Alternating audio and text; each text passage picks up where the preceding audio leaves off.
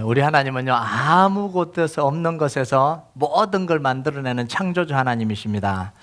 믿으시죠? 하나님이 못할 일이 없다라는 거예요. 하나님이 못할 일이 없는, 못할 것이 없는 능력으로 하나님이 절개하시는 게 있습니다. 그게 뭐냐면 전혀 다른 두 존재가 만나게 하셔서 새롭고 복된 존재가 태어나게 만들어요. 이게 하나님이 하시는 일이에요. 하나님은 이 과정을 통해서 또 다른 창조를 해가고 계신, 하나님의 창조는 수천 년 전에 그냥 천지를 창조하시는 거 끝난 게 아니고 오늘도 뭔가를 또 창조해내고 계시는 분이 우리 하나님이에요. 남자가 그 부모를 떠나 그 아내와 합하여 둘이 한 몸이 될지로다. 창세기 2장 24절요. 남자와 여자는 완전히 다른 존재예요. 그런데 그 둘이 만나서 부부라는 새로운 관계를 만들어내시고요, 그 안에서 새로운 생명이 태어나게 하시는 분이 하나님이에요. 여러분, 빛과 어둠은 완전히 다른 거예요. 같이 있을 수가 없는 것 같은데 하나님은 이걸 낮과 밤으로 묶어서 하루라는 새로운 걸 창조해냈어요. 그 안에서 힘을 주시고 다시 살아갈 수 있는 에너지를 만들어내잖아요. 이게 하나님이에요. 가장 거룩하고 죄가 없는 예수님을 십자가 형틀, 가장 흉악한 죄를 지는 십자가 형틀을 만나게 하시면서 우리를 구원하시는 구원의 역사를 만들어내시는 분이 하나님이에요. 이게 하나님의 역사예요. 하나님은 지금 이스라엘 백성들을 어디로 데려가냐면 가나안 땅으로 데려가고 계십니다. 가나안 땅을 오늘 어떻게 표현하냐면 가나안 땅은 아름다운 땅이다 이렇게 이야기를 해요. 그러면서 시내와 분천과 샘이 흐른다, 물이 풍부하다 이런 이야기입니다. 그 다음에 밀과 보리와 포도와 무화과와 석류와 올리브와 꿀의 풍부한 땅이다, 곡식과 이 과일이 풍부하다 이런 거예요. 자, 그런데 하나님이 이런 좋은 땅, 이런 아름다운 땅을 데리고 가시면서 이스라엘 백성들을 데리고 가실 때 어떻게 하냐면 그냥 가는 게 아니라 광야를 지나가게 하시는 거예요. 복된 땅을 가는데 광야를 지나가게 하시는 분이 하나님이에요. 여러분, 광야는 가나안과 너무 다른 땅이에요. 여기 오늘 읽지 않았는데 15절에 보면 너를 인도하여 그 광대하고 위험한 광야 곧 불뱀과 정갈이 있고 물이 없는 건조한 땅을 지나게 하셨으며, 여러분, 가나안이 생명의 땅이라면 광야는 죽음의 땅이에요. 자, 그런데 하나님이 전혀 어울릴 것 같지 않은 이 가나안 땅과 광야를 통해서 새롭고 복된 것을 만들어내시는 거예요. 하나님이 지금 이스라엘 백성들을, 가나안 땅을 향하는 이스라엘 백성들을 광야로 지나가게 하시면서 뭔가 지금 새로운 걸 만들어내고 계시는 거예요. 보석 같은 복된 것을 지금 만들고 계시는데 그게 뭔지를 찾아내는 게 오늘 말씀이에요. 여러분, 우리가 찾아야 될 첫 번째 보석이 뭐냐면 2절이에요. 2절 같이 한번 읽어볼까요? 2절 같이 읽겠습니다. 시작. 내 하나님 여호와께서 이 40년 동안에 내게 광야길을 걷게 하신 것을 기억하라. 이는 너를 낮추시며 너를 시험하사 내 마음이 어떠한지 그 명령을 지키는지 지키지 않는지 알리하심이라. 여러분, 하나님은 이스라엘 백성들로 하여금 광야길을 걷게 하신 이유가 있다 이렇게 이야기를 해요. 여러분, 그게 뭐죠? 너를 낮추시며 너를 시험하사 이렇게 이야기를 해요. 여러분, 광야의 목적은 뭐냐면 낮아짐이 목적이에요. 광야의 목적은 시험당함이 목적이에요. 광야에는 다른 목적이 나올 수가 없어요. 하나님 아예 대놓고 낮추겠다라는 거예요. 대놓고 시험하시겠다라는 거예요. 여러분, 잘 보세요. 가나안 땅, 이 부유한 가나안 땅이 광야를 만나니까 겸손이 나와요. 이게 하나님이 하시는 일이에요. 여러분, 우리 인생에요, 가나안 땅은 없고 광야만 있다면 어떻게 되겠어요? 우리 인생은 눈물과 탄식만 있을 거예요. 광야만 있다면, 우리 인생에 광야만 있다면 우리는 광야의 고난 중에 멸망당해 버릴 겁니다. 자, 그런데 하나님은 가나안 땅으로 가는 길에 광야를 지나가게 하시면서 뭐 하시냐면 겸손을 배우게 하시는 거예요. 우리 인생 속에 축복의 길을 축복의 길로 인도하시면서 그 가운데 광야를 지나가게 하시면서 겸손을 배우게 하시는, 이게 하나님의 역사예요. 여러분, 하나님은 우리에게 주시려고 하는 게 뭐냐면 광야가 아니에요. 항상 가나안 땅이에요. 그런데 그 과정에 광야가 놓여 있다는 거예요. 이게 하나님의 방법이에요. 여러분, 인생이 어려우십니까? 혹시 광야를 걷고 계십니까? 앞이 막막하십니까? 기억해야 될 사실이 뭐냐면 여러분은 가나안 땅으로 가고 있다는 거예요. 광야가 끝이 아니라 가나안 땅으로 가는 거예요. 광야는 지나가는 곳입니다. 광야는 통과하는 것이에요. 광야는 끝이 나게 됩니다. 그래서 우리에게 광야가 있는 거예요. 이걸 너무 잘 표현한 게 소진영 씨가 지은 예수 늘 함께 하시네라는 이 복음서인가요. 고단한 인생길, 힘겨운 오늘도 예수 내 마음 아시네. 지나간 아픔도 마주할 세상도 예수 내 마음 아시네. 믿음에 눈들어 주를 보리 이 또한 지나가리라. 주어진 내 삶의 시간 속에 주의 뜻 알게 하소서. 믿음에 눈들어 주를 보리 이 또한 지나가리라. 주어진 내 삶의 시간 속에 주의 뜻 알게 하소서. 여러분, 왜 하나님은 우리를 낮추려고 하실까요? 그냥 가나안 땅 가면 되지 왜 이 과정을 꼭 거쳐야 되냐는 거예요. 왜 낮추시려고 그러시냐는 거예요. 그게 우리가 찾아야 될 두 번째 보석이에요. 3절을 한번 볼까요? 3절 같이 읽겠습니다. 시작. 너를 낮추시며 너를 줄이게 하시며 또 너도 알지 못하며 내 조상들도 알지 못하는 만나를 내게 먹이신 것은 사람이 떡으로만 사는 것이 아니요 여호와의 입에서 나오는 모든 말씀으로 사는 줄을 내가 알게 하려 하심이니라.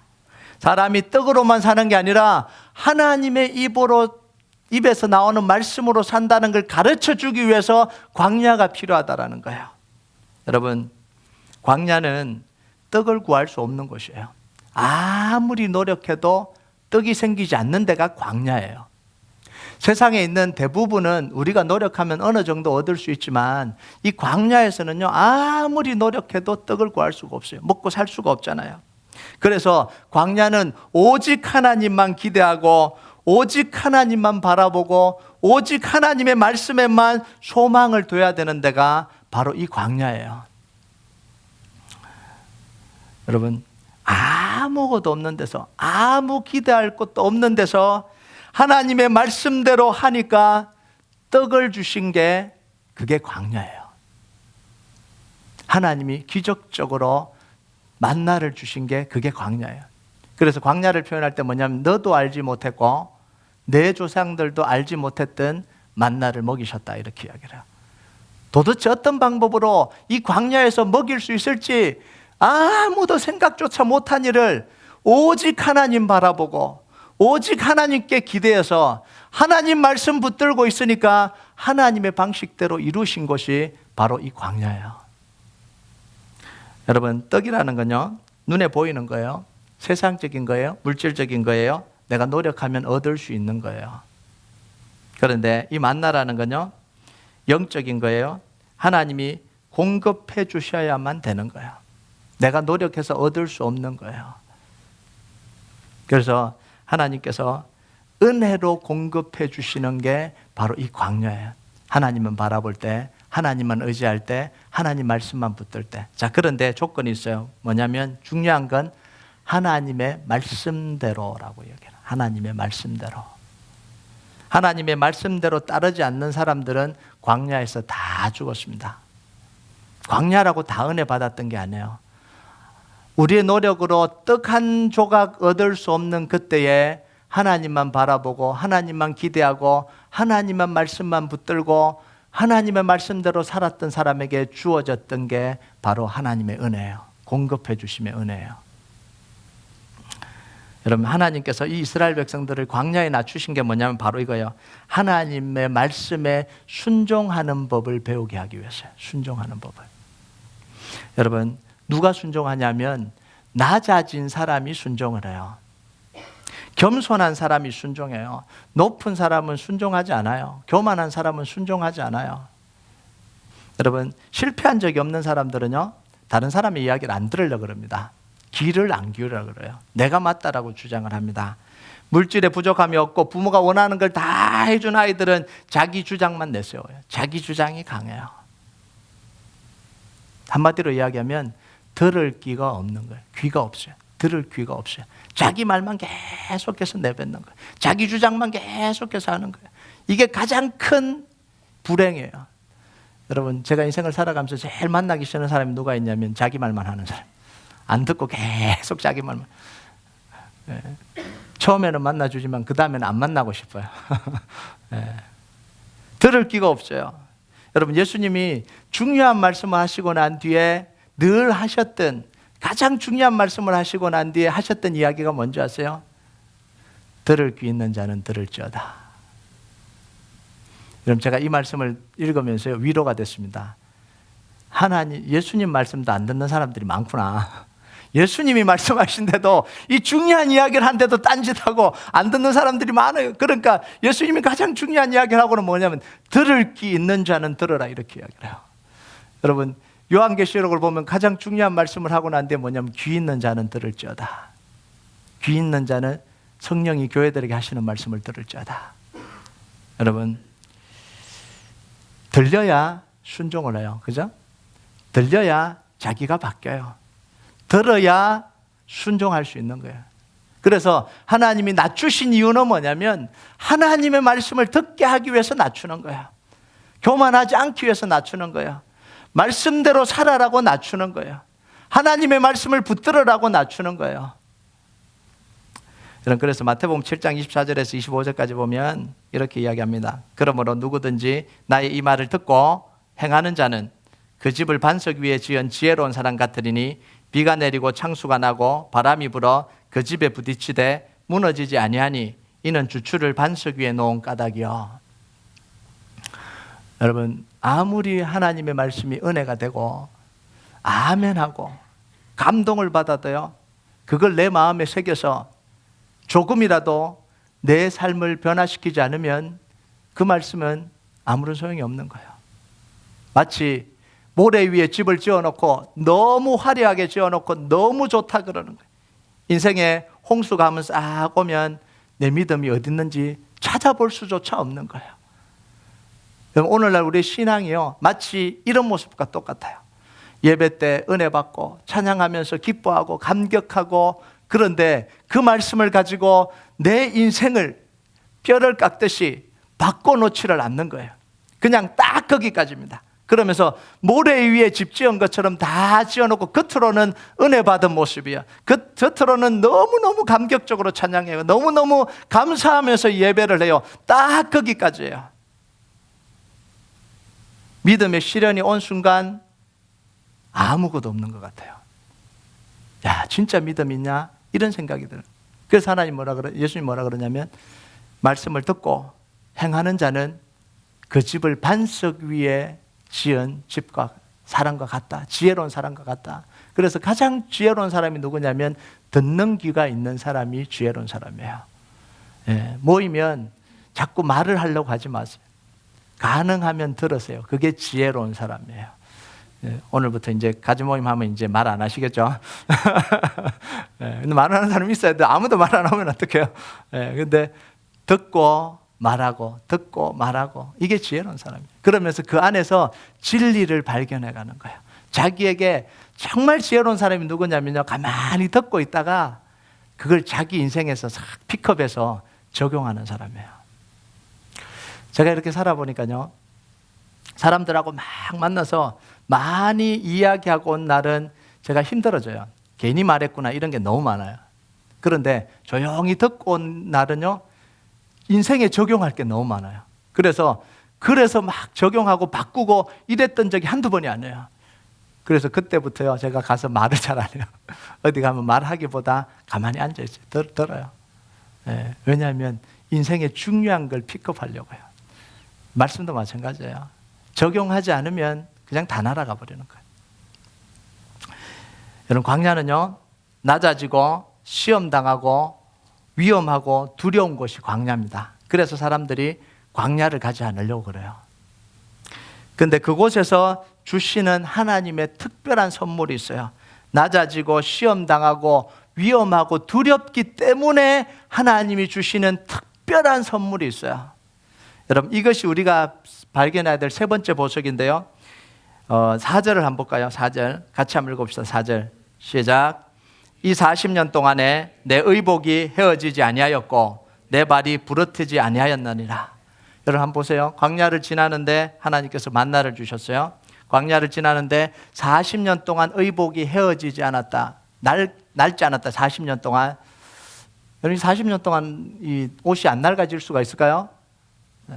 그래서 이제 학자들은 그런 이야기를 합니다. 한 벌 입었는데 안 낡아졌다. 이 표현보다는 하나님이 새로운 옷을 지을 수 있는 천을 주시고 그 광야에서조차 옷을 새로 지어 입을 수 있도록 해주셨다. 이렇게 이제 해석을 해요. 맞다라고 생각이 들어요. 왜냐하면 성막 지을 때도 천을 짜라라고 하셨기 때문에 그게 의미가 맞다라는 생각이 들어요. 그리고 발이 부러뜨지 않았다. 만약 옷이 헤어지지 않았다면 이렇게 표현했을 것 같아요. 신발이 떨어지지 않았다. 이렇게 했는데 발이 부러뜨지 않았다. 이렇게 표현하잖아요. 자, 이제 중요한 건 뭐냐면 있을 수 없는 일이 지금 일어나고 있는, 광야에서는 있을 수 없는 일이야. 여러분, 광야에서는요, 있을 수 없는 일이 일어나는 곳이 광야예요. 여러분, 우리가 이 미국 땅과 선교지가 다르잖아요. 선교지에는 미국에서 안 일어나는 일들이 선교지에서 일어나요. 왜냐하면 없기 때문에, 궁핍하기 때문에, 어떻게 해볼 수가 없기 때문에, 하나님이 역사하지 않으면 할 수가 없기 때문에요. 광야라는 것이 바로 그런 거예요. 광야는 낮아지기도 하고 시험당하기도 하고 위험한 곳이기도 하고 두려운 곳이기도 하지만 하나님의 역사가 가장 많이 일어나는 곳이 어디냐면 인생의 광야의 시간이에요. 여러분, 그래서요, 하나님과 함께 광야를 지날 때 그 광야가 매력적이에요. 광야에서만 체험할 수 있는 기적들을 우리가 체험하기 때문에 그래요. 여러분, 우리가 살아온 길을 되돌아보면요, 하나님을 기적을 경험한 곳은 다 어디였어요? 다 인생의 광야였어요. 여러분, 편안할 때 하나님의 기적을 경험했습니까? 아니잖아요. 여러분의 인생의 가운데 하나님을 경험한 건 다 인생의 광야에서 경험한 거예요. 제 인생을 돌아보면요, 제 인생의 광야는 2009년, 2015년이 제 인생의 광야였어요. 두려웠고 답답했습니다. 그리고 날마다 제 무능함을 깨달았어요.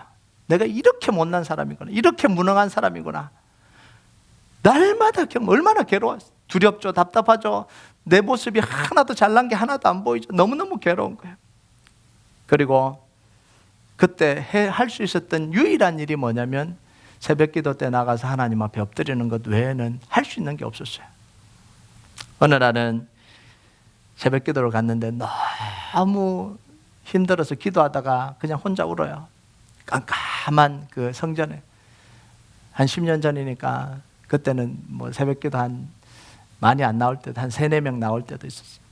가고 빨리 이제 가고 나면 저 혼자 성전에 불 끄고 앉아서 그냥 펑펑 울기도 하고. 어떤 날은 기도하는데 기도할 수조차 할 수 없어서 힘들어서 그냥 자는 거예요.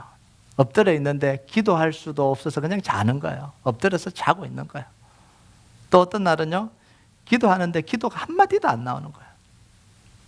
어떤 날은 기도하면서도 이런 상황이 끝날 것 같지 않다라는 두려움이 막 몰려오는 거예요. 그래도 기도의 자리에 머물러 있을 수밖에 없었던 시간들, 그 시간이 제 인생의 광야였어요. 결국 하나님은 그 광야 시간 속에서 하나님의 기적을 드러내셨어요. 상황을 바꾸셨고 기적을 일으켰어요. 제가 바랄 수조차 없는 일을 하나님이 이루셨어요. 생각조차 못했어요. 어떻게 해결될지 상상조차 안 되는 일들을 하나님께서 바꿔가시는 걸 이 인생의 광야에서 경험한 거예요. 여러분, 하나님의 기적을 광야에서 경험하고 나오면요, 무슨 마음이 드냐면 탄성이 흘러나요. 와, 하나님 어떻게 이렇게 하셨습니까? 그리고 사랑의 고백이 돼요. 하나님 너무너무 사랑합니다 고백하고요. 그리고 헌신의 고백이 나옵니다. 하나님 이렇게 할게요. 아무도 안 시켰는데. 거기부터 이제 발목이 잡히기 시작하는 거예요. 그때부터 발목이 하나님의 은혜를 경험하고 나니까 온통 내가 통제할 수 없는 이 언어들이 쏟아져 나오는 거예요. 이걸 찬양이라고 이야기를 하고, 이걸 예배라고 해요. 이게 참된 예배예요. 통제할 수 없는 하나님을 향한 이 고백이 흘러나오는데요, 주체할 수 없이 기쁨으로 하나님을 찬송하고 고백했는데 그것 때문에 발목이 잡혀서 하나님 나라를 위해서 살아가는 거예요. 지금 제가 여기 있는 것도 그 이유 때문에. 예. 그건 사실은 중학교 2학년 때 고백한 것 때문에 잡혀갖고 지금까지 있는데, 여러분 이게요 광야에서 경험하는 은혜예요. 그렇다고 제가 잡혀있다고 불행하지 않아요. 후회하냐? 후회하지 않습니다. 너무너무 감사해요. 여러분 제가 2009년과 2015년을 돌아보면 힘들었다라는 생각보다 지금, 그때는 죽을 만큼 힘들었어요. 지금 돌아보면 힘들었다라는 생각보다는 감사하다는 생각이 더 커요. 더 앞서요. 그리고 그 두 해가 지금 인생을 살아가는데 가장 큰 힘이 되고 가장 큰 능력이 됩니다. 지금 생각하면요, 2009년과 2015년이 제 인생에서 없었다면 어쩔 뻔했냐라는 생각이 들어요. 이게 하나님의 방법이에요. 하나님은 그 두 해를 광야를 거치게 하시면서요, 그 힘으로 20년을 살게 하셨어요. 그 힘으로 10년을 버티게 하시는 거예요. 그때 만난 하나님, 그때 만난 하나님의 역사 때문에, 그 감격 때문에 10년, 20년을 버텨가게 만드시는 거예요. 여러분, 하반기에 하나님의 역사, 하나님의 축복이 우리 교회에 부어지고 하나님의 역사가 일어날 거라고 제가 계속해서 선포하고 기도하고 함께 기도해요. 그 은혜가 첫 번째 받은 분이 우리 박인송 장로님이에요. 제가 박인송 장로님 기도해온 그 길을 제가 다 알잖아요. 새벽에 저기 뒤에 앉아서 표정을 다 읽어요. 오늘은 믿음으로 기도하는구나. 오늘은 지쳤구나. 오늘은 기도할 힘도 없구나. 끝나지 않을 광야를 거쳐왔는데 하나님이 또 은혜 주셨잖아요. 은혜 주셔서 이런 일이 올 거라고 생각을 못했는데 하나님이 또 우리 성찬이에게 은혜 주셨어요. 우리 박인성 장로님에게도 은혜 주셨고 우리 성찬이 인생에도 은혜를 주셨고요. 그러면서 이 광야의 시간들을 지나가게 하시는 거예요. 여러분, 우리가, 하나님이 우리에게 광야를 주신 것은 가나안 땅을 살게 하기 위해서 광야를 주신 거예요. 광야를 위해서 광야를 주신 게 아니라 가나안 땅을 살 수 있도록 하기 위해서 광야를 주신 거예요. 광야는 잠깐이고 가나안 땅은 영원합니다. 광야는 훈련이고 가나안 땅은 일상이에요. 광야를 잘 지나야 가나안 땅을 살 수가 있어요. 가나안 땅은 지나가는 곳이 아닙니다. 가나안 땅은 사는 곳이에요. 여러분, 가나안 땅에 이 평생을 살기 위해서 광야 40년을 지나온 거예요. 여러분, 성경에 보면 마침내 들어갔다 이런 표현이 나와요. 이건 아브라함에게 주셨던 표현이고요. 마침내 복을 주시려고, 이거는 이스라엘 백성들, 가나안 땅으로 들어가는 이스라엘 백성들에게 주신 축복이에요. 여러분, 하나님은 반드시 마침내 가나안 땅에 들어가는 축복을 우리에게 주실 거예요. 여러분의 인생의 광야가 끝이 아니에요. 광야는 통과하는 곳입니다. 광야는 지나가는 곳이에요. 광야는 사는 곳이 아닙니다. 그런데 그 광야를 잘 통과해야 가나안 땅을 잘 살 수 있기 때문에 그래요. 그래서 하나님이 광야를 뭐라고 표현했냐면 징계라고 표현해요. 징계. 우리가 제일 듣기 싫어하는 징계라고 표현합니다. 5절을 보면요. 5절 한번 읽어볼까요? 시작. 너는 사람이 그 아들을 징계한 같이 내 하나님 여호와께서 너를 징계하시는 줄 마음에 생각하고. 자, 여기서 징계는 벌하다, 단순히 벌하다 이런 뜻이 아닙니다. 바로잡기 위해서 벌하다, 이게 징계예요. 바로잡기 위해서 고통을 준다, 이게 징계입니다. 목적은 고통이 아니라 바로잡음이에요. 이게 징계예요. 여러분, 징계는 짧게 끝이 나요. 여러분, 자식들을 징계하는데 365일 내내 징계하는 부모 봤어요? 아니잖아요. 징계는 짧아요. 왜 징계를 하냐? 바로잡아서 일상을 제대로 살아가기 위해서 징계를 하는 거예요. 여러분, 우리가 징계를 받을 때 제일 중요한 건 뭐냐면 징계를 하는 사람의 마음을 이해를 하는 거예요. 왜 저 징계를 나한테 하는지 그걸 알아야 되는 거예요. 하나님은요, 우리를 종으로 징계하는 게 아니라 아들로서 징계한다, 이렇게 이야기를 해요. 히브리서 12장 7절 8절 한번 읽어볼까요? 시작. 너희가 참음은 징계를 받기 위함이라. 하나님이 아들과 같이 너희를 대우하시나니 어찌 아버지가 징계하지 않는 아들이 있으리요. 징계는 다 받는 것이거늘 너희에게 없으면 사생자요 친아들이 아니니라. 여러분, 종을 징계하는 것과 아들을 징계하는 건 완전히 다른 거예요. 종은 그야말로 처벌이에요. 처벌. 제대로 안 한다고 처벌하는 거예요. 처벌해서 죽기까지 처벌하잖아요. 어떤 종을 죽여버려요. 왜냐하면 처벌하려고 징계를 하는 거니까요. 그런데 아들을 징계하는 목적은 처벌이 아니에요. 뭐예요? 더 나은 것을 주기 위해서 징계를 하는 거예요. 더 나은 것을. 항상 부모 마음에는 뭐냐면 아들을 징계할 때, 자식을 징계할 때는 더 큰 걸, 더 나은 걸 주기 위해서 주려고 그러는데 이 모습이 그걸 받을 모습이 아니니까 그게 안타까워서 교정을 하고 바꿔놓으려고 하는 거예요. 그러니까 징계의 목적이 다르다고요. 여러분, 하나님이 여러분을 징계하실 때 종으로 징계하는 게 아닙니다. 여러분 믿으십니까? 이걸 알아야 되는 거예요. 하나님이 나한테 왜 이렇게 고통을 주고 왜 나를 이렇게 힘들게 하냐? 종이 아니에요. 아들이에요. 사랑하는 아들이에요. 그냥 놔두면 사생자고, 그냥 놔두면 망난이고, 그냥 놔두면 인생이 깨질 것 같으니까 하나님이 그냥 놔둘 수가 없는 거예요. 여러분, 40년 광야가 왜 오한지 아십니까? 하나님 처음부터 이스라엘 백성들을 40년 광야로 돌리지 않았어요. 가데스 바네에서 12정탐꾼을 보내서 말씀에 순종하나 안 순종하나 봤어요. 그런데 돌아왔는데 보니까 말씀에 순종하지 않잖아요. 이래서는 가나안 땅을 살 수가 없겠다 하나님이 생각하셔서 이스라엘 백성들을 40년 징계 속으로 돌린 거예요. 이 훈련이에요. 이스라엘 백성들이 제발 살려달라고 외쳤습니다. 제발 봐달라고, 광야로만 가지 않게 해달라고, 제발 하나님 용서해달라고 그랬어요.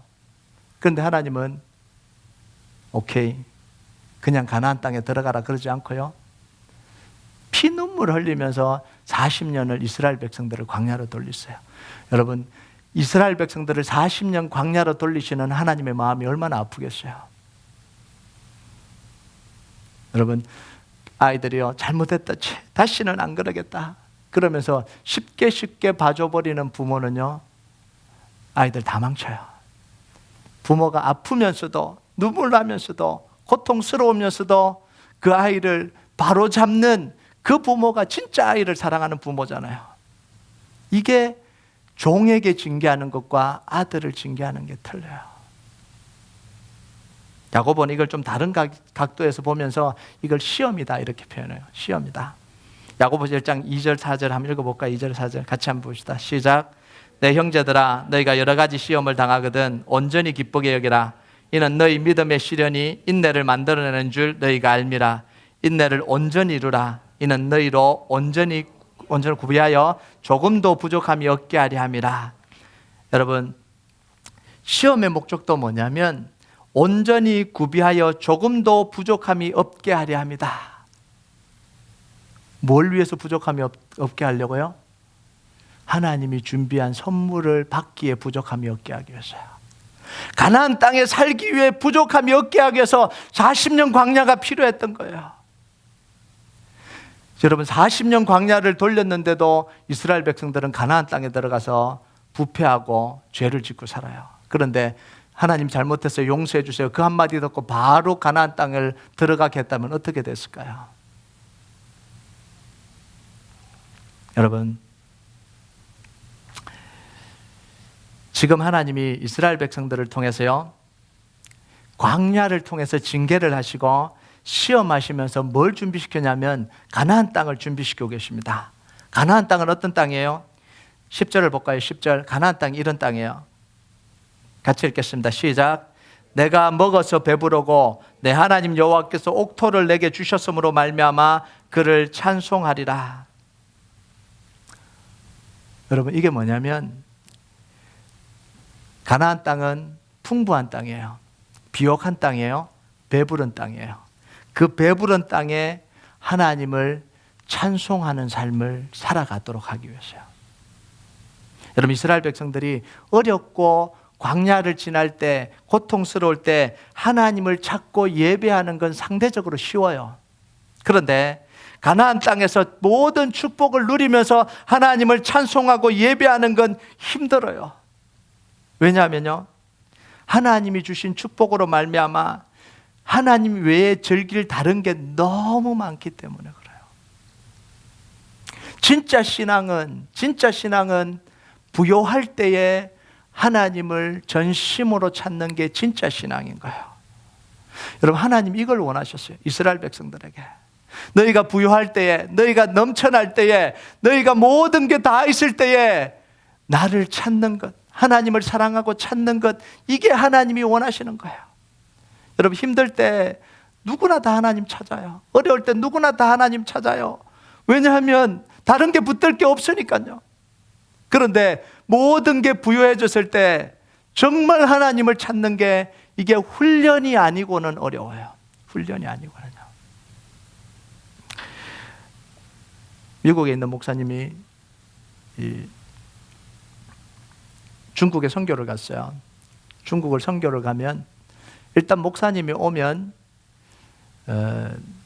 중국 지역에 있는 성도들은 목회자를 만나본 적이 별로 없기 때문에 하루 종일 예배를 드립니다. 10마일, 20마일, 30마일 걸어서 하루 종일 예배를 드려요. 이 기회를 놓치면 다시 목회자를 만날 수가 없는 거예요. 그때 세례를 받고 그때 성찬식을 하고. 그러니까 이 미국에 있는 이 목사님이 가서 그 예배 드리는 모습을 보면 너무 감동적이에요. 미국은 안 그렇잖아요. 미국은. 그 가서 이제 자기가 신앙을 가르치고 복음을 가르치고 막 설교하는데 이분들이요, 막 은혜를 받고 눈물을 흘리고 하루 종일 수십 번 예배를 드리는데도 그 감격이 또 예배 드려달라고 하고 또 예배 드려달라고 하고 돌아가야 되는데 바지가랑이 붙들고 또 예배 드려달라고 그러고, 그 모습을 보면서 감동하고 있는데 그 중국에 있는 그분들이 뭐라고 이야기를 했냐면, 목사님, 저희도 미국처럼 됐으면 좋겠어요. 근데 그 말을 듣는데요, 그 목사님이 뭐라고 하냐면 속으로는 안 돼! 이런 소리가 나오더래요. 안 돼. 안 돼. 이 미국은 지금 이 부해져 갖고요, 예배를 다 잃어버리고 있는데 이 사람들이 미국처럼 되면 어떻게 되는 거예요? 이 예배 드리는 열정, 하나님을 찾는 열정, 이게 다 사라지는 건데 그걸 모르고 미국이 정말 하나님을 잘 섬기는 것처럼 미국처럼 됐으면 좋겠어 하는데 그 목사님 마음에요, 쿵 하더래요. 이게 도대체 뭔가? 여러분, 이게 우리가 고민해야 되는 거 아니에요? 여러분, 우리가 좀 보면 현대인들은요, 우리의 삶은 광야의 배고픔 중에 사는 삶은 아닌 것 같아요. 물론 개인적으로 광야를 지나가는 분들도 많이 계시지만 전체적으로 보면 현대는요, 이 광야의 배고픔 속에 있지는 않는 것 같아요. 가나안의 배부름의 시간을 어떻게 보면 우리가 부요한 시간을 보내고 있는 거예요. 자, 그러면 우리가 질문을 던져야 돼요. 정말 우리는 하나님을 기뻐하고 하나님을 찬송하고 하나님을 예배하고 있냐라는 거예요. 광야에서 시간처럼 우리는 지금 하나님을 예배하고 하나님을 찾고 하나님을 갈망하고 하나님께 나아가고 있냐라는 거예요. 여러분, 현대 그리스도인들의 이 은혜 받았다는 것과 영적인 것과 영적인 양식이 충만하게 채워졌다라는 그 핵심에 뭐가 있냐면 자기 자신이 있다라는 거 아십니까? 모두 다 자기를 위한 거예요. 예배도 자기를 위한 거예요. 성경 공부도 자기를 위한 거예요. 기도도 다 자기를 위한 거예요. 뜨겁게 기도하고 많이 모이고 하나님을 예배하고 막 부흥이 막 일어나는 것 같은데 자세히 들여다보면 뭐냐면 다 개인의 욕구에 다 집중되어 있어요. 개인의 욕구에서 벗어나는 신앙생활이 별로 없어요. 저는 이걸 보고는 알고는요, 좀 충격적이에요. 와, 이게 하나님을 예배하고 영적으로 충만해져 있고 영적으로 깨어 있는 게 다 개인의 만족을 채우기 위해서 모든 게 다 집중되어 있구나. 이걸 느껴지는 거예요. 여러분, 우리가 신앙생활을 할 때 영적인 것이 우리를 위해서만 채워지면 그건 영적으로 무너지게 돼요. 결국은요. 개인의 욕심이에요. 하나님은 이 영적인 활동을 밖으로 하기를 원하십니다. 너희가 복음을 받았으면 복음을 전하러 나가라 이렇게 이야기를 해요. 너희가 가서 복음을 전하라 이렇게 이야기합니다. 우리에게 영적인 시간이 있어야 돼요. 기도하는 시간이 있어야 돼요. 예배하는 시간이 있어야 돼요. 성경 공부하고 훈련받는 시간이 있어야 됩니다. 이건 다 자기의 유익을 위한 겁니다. 세상적인 건 아니지만 내 유익을 위한 거예요. 이거는 절반의 신앙생활입니다. 우리는 지금 절반을 놓치고 있는 거예요. 그 절반이 뭐냐면 봉사하는 시간이 있어야 돼요. 내가 받은 은혜를 가지고 다른 사람을 위해서 쓰는 시간이 있어야 됩니다. 지금 보면 다 나를 위해서 쓰는 시간이잖아요. 다 나를 위해서 쓰는 시간이죠. 그 은혜 받은 것을 통해서 여러분 다른 사람을 위한 쓰는 시간, 여러분 한번 점검해 보세요. 여러분이 은혜 받고 신앙이 좋다 그러는데 여러분이 은혜 받은 걸 통해서 다른 사람을 위해서 쓰는 시간이 몇 %나 되는지, 얼마나 되는지요.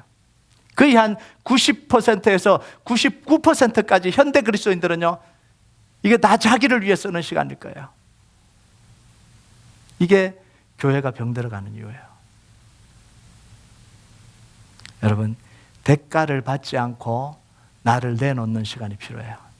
은혜 받았기 때문에. 여러분, 자본주의에서요, 현대에서 활동하는 모든 활동은 내 활동에 대한 대가를 받아요. 그죠? 그걸 원하고요. 근데 신앙은 그게 아니에요. 내가 은혜 받았기 때문에 대가를 바라지 않고 내가 나누는 게, 그게 하나님이 우리에게 원하는 거예요. 그게 진짜 이제 신앙으로 나아가는 길이에요. 여러분, 대가 없는 희생, 여러분 얼마나 하고 계십니까? 대가 없는 희생. 시간을 대가 없이 희생하고 계십니까? 여러분의 물질을 대가 없이 투자하고 있습니까? 우리 교회가 앞으로 나가야 될 길이 있다면요, 바로 이겁니다. 이 방향으로 우리가 방향을 잡지 않으면 우리는 또 우리 개인의 욕심에, 개인의 교회에 모든 게 집중되는 그런 큰 교회 하나가 태어날 겁니다. 그러면서 교회는 성장했고 부흥했고 하나님의 역사다고 말하고 있지만 속을 들여다보면 정말 모두 다 개인에게만 집중되어 있는 이기적인 신앙생활, 이기적인 교회로 전락해버릴 거예요. 저는 이 두려움이 찾아왔어요. 그래서 우리 교회가 이제 해야 되는 게 뭐냐면 봉사를 시작해야 돼요. 선교하고 있죠. 선교도 대가 없이 우리가 하는 거예요. 이제는 지역사회를 위한 봉사가 우리 교회에서 시작이 돼야 됩니다. 한번 예배드리고 나의 유익과 만족을 위해서 신앙생활은 그게 아니라 이제는 은혜 받은 사람들이 이 지역사회 어려운 사람들을 위해서 이제는 시간과 물질을 투자해야 되는 거예요. 그리고 영혼 구원을 위해서 내 시간과 물질을 투자해야 되는 거예요. 이게 하나님이 우리에게 원하시는 거예요. 여러분, 내가 투자한 것에 대해서 내가 배상을 받고 내가 얻으면요, 내가 기뻐요. 그런데 자꾸 자기 욕심에 집착하게 돼요. 그런데 대가 없이 내어주기 시작할 때요, 우리의 신앙이 커져요. 우리의 인격이 커져요. 우리의 삶이 넓어집니다. 우리 교회가 이제 방향 잡고 나가야 될 게 있다면 바로 이 방향으로 나가야 되는 거예요. 여러분, 선교도 더 많이 가야 되고요. 전도 활동도 우리가 가야 되고요. 봉사도 해야 되는 거예요. 앞으로 우리 교회가 그 방향으로 서서히 움직일 겁니다. 보통 이 봉사하자 그러면 주중에 안 나와요.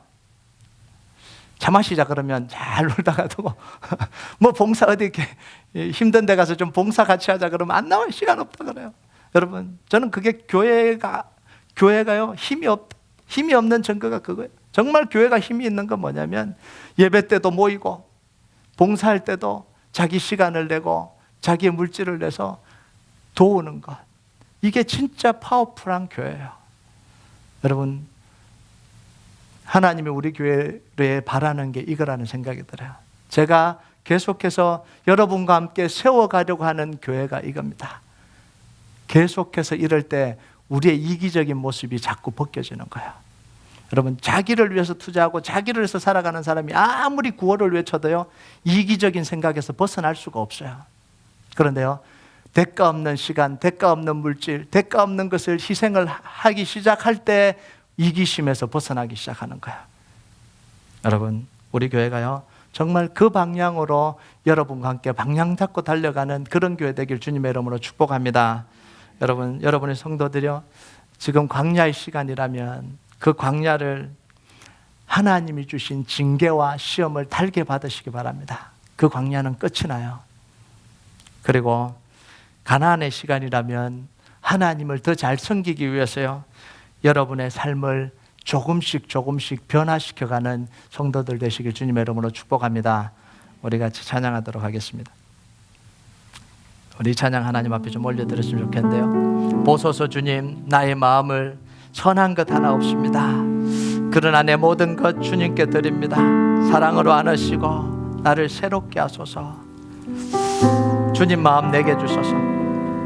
주님 광야를 지나게 하실 때 왜 징계를 주시는지 그 주님 마음 깨닫게 해 주시옵소서. 그리고 이 가나안 땅에 살아갈 때는 나누기를 원하는, 이기적이 아니라 정말 생명 살리기를 원하는 주님 마음을 내게 주셔서 주님의 뜻 이룰 수 있도록 함께 해달라고요. 우리가 이 찬양 하나님 앞에 좀 올려드렸으면 좋겠어요.